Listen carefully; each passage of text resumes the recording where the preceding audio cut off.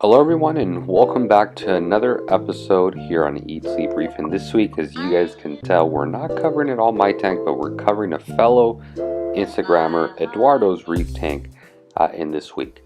This has been a tank that actually I've been following from very early on. He started this tank, I don't think he gave me an exact date, but I would say at least he's had it running for about 2 years.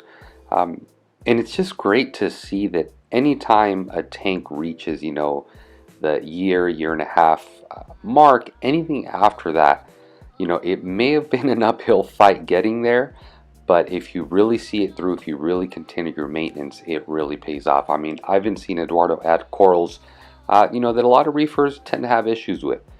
They're not very easy corals, and they really look for an established yet stable reef tank.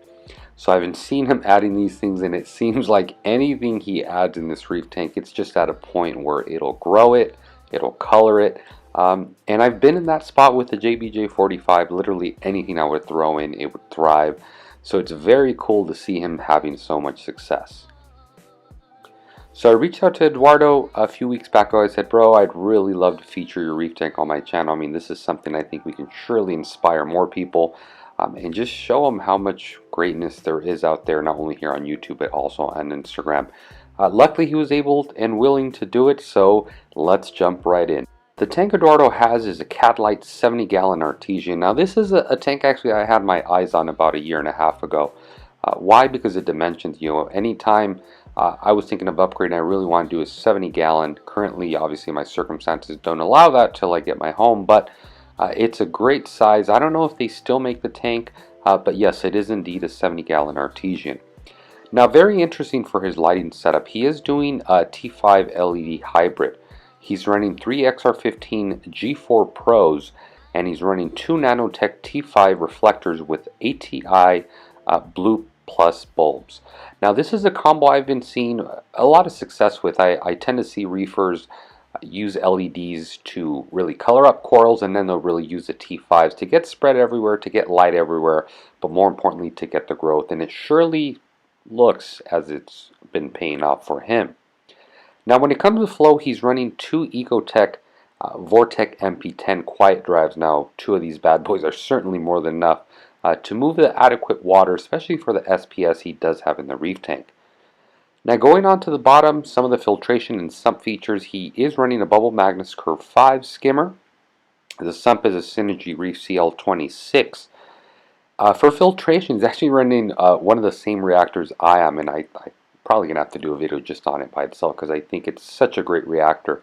And that's a BRS dual reactor with carbon and GFO. Reason I consider this such a great reactor, it's so easy to change out the media. Both medias are in the same, not the same compartment, but in the same unit.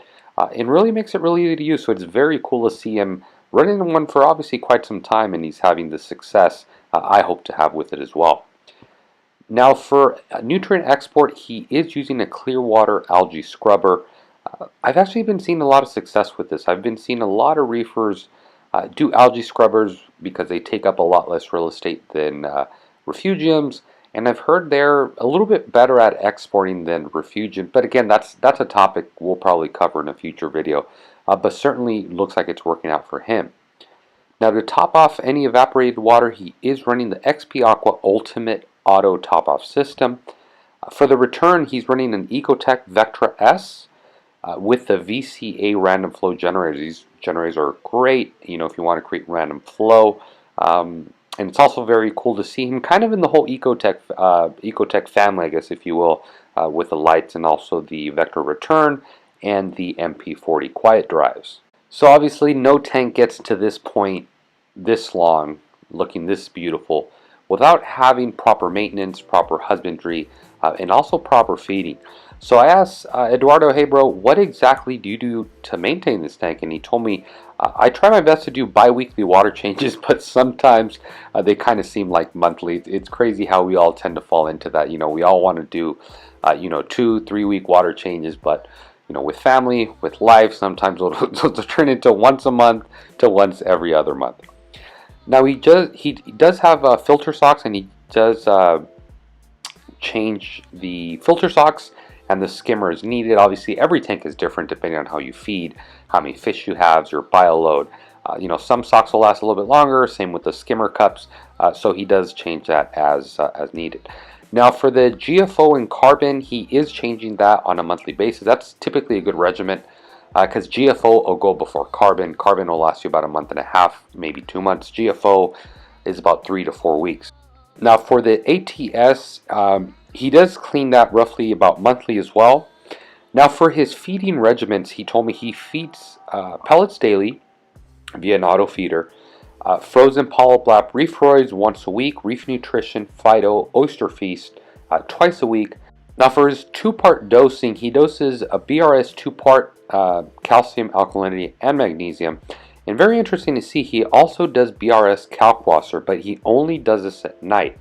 Now I didn't ask him specifically about this here, but just by seeing kind of here what he's doing, it seems like he's maintaining a good pH during the night with the Kalkwasser, because we all know Kalkwasser is very good at raising pH, and typically the nighttime is when our pH levels will drop. So here's where he implements the BRS Kalkwasser to make sure that that the pH isn't dropping on the tank.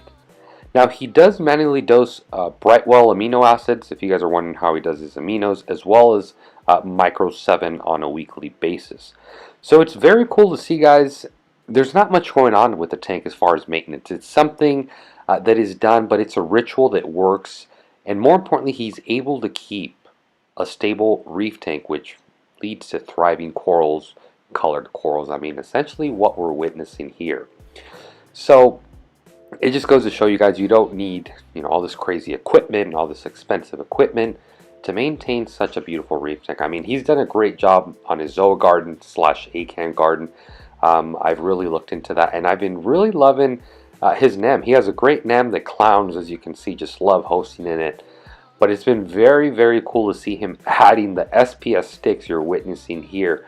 To really get SPS sticks to thrive, it really takes stability. But as you can see, a lot of these aren't even small colonies. They're already medium to large size colonies, which really shows that he's certainly on the right track. So guys, that's going to be it for this week's feature video here on Eduardo's Reef Tank from Instagram. I want to give him a big thank you for allowing me to share his beautiful reef tank, and look at just the beautiful corals he has here with all of you. So guys, we're going to wrap this video up here. If you guys have any questions, comments, or concerns, please leave them down in the comment box below. I thank each and every one of you very much for watching. If you aren't subscribed, please be sure to subscribe. If you like the video, please be sure to give me a thumbs up. I'm going to have some links to Eduardo's YouTube as well as his Instagram down below. I highly urge you guys to go give him a follow. Give him a shout out as well. Thank you very much for watching. As always, guys, happy reefing.